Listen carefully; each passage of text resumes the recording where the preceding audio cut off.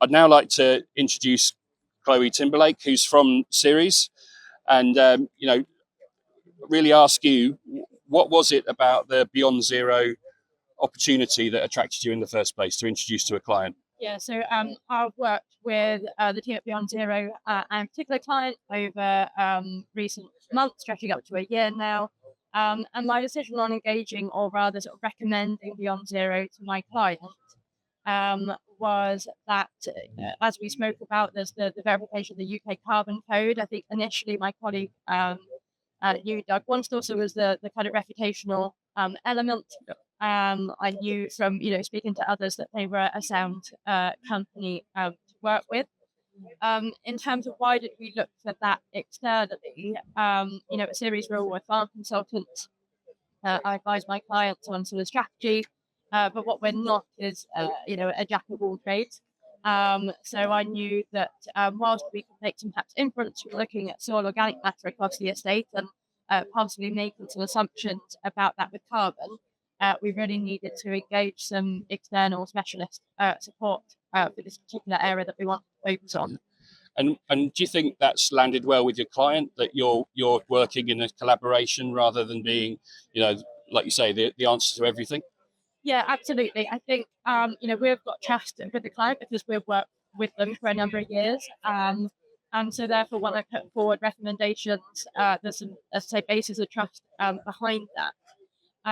So I think, it's very important that, as we say, we ascertain a relationship between, Beyond Zero and ourselves before making that introduction to the client. And so far, obviously, it's relatively early days in the whole project, but what things have you found most useful, and have you found what we've done so far? Yeah, I think so. We're just about to sort of publish the position to the estate. So we've collected all the data. You've given me access to the platform. So for me, having access to that has been really important in starting to think about a forward look. So I think what attracted me to Beyond Zero over perhaps other competitors was consideration of lots of other parameters as well. So not just looking at carbon, but also looking at habitat mapping, sort of food production, potential water quality, etc. And I think that will help with the potential future uses of that data and how my client can use that as these sort of natural capital markets develop.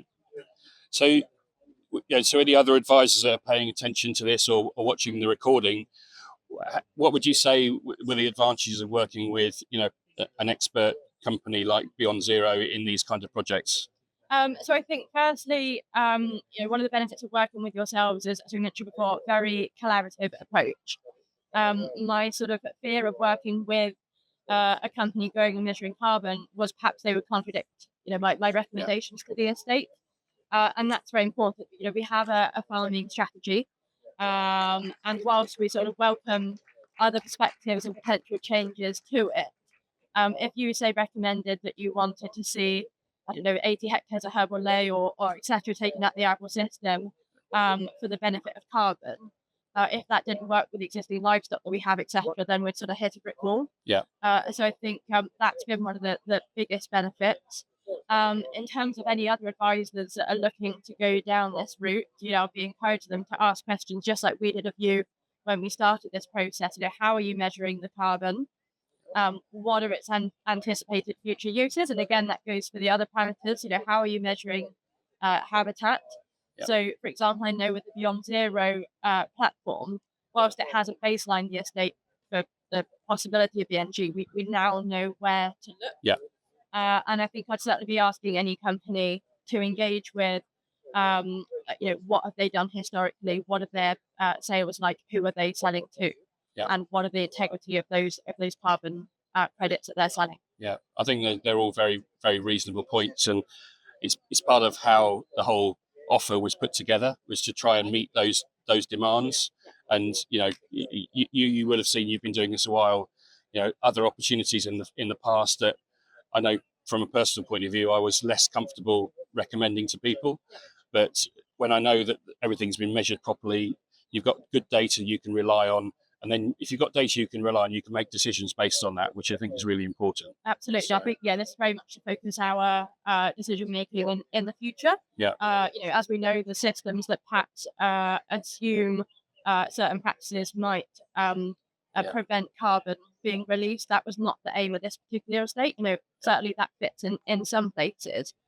This particular estate had a need to actually validate what they had in the way of carbon stocks, yeah, because of the way that they're actually using those carbon credits for sort of voluntary ESG, it needs to be very robust in case it's ever questioned. yeah. So certainly this was the best route for that client to go down. Yeah, reputational damage is a big concern, or has been certainly in the past. So, Absolutely. Yes. well, thank you very much, Chloe. Really appreciate you Thank you. joining us today.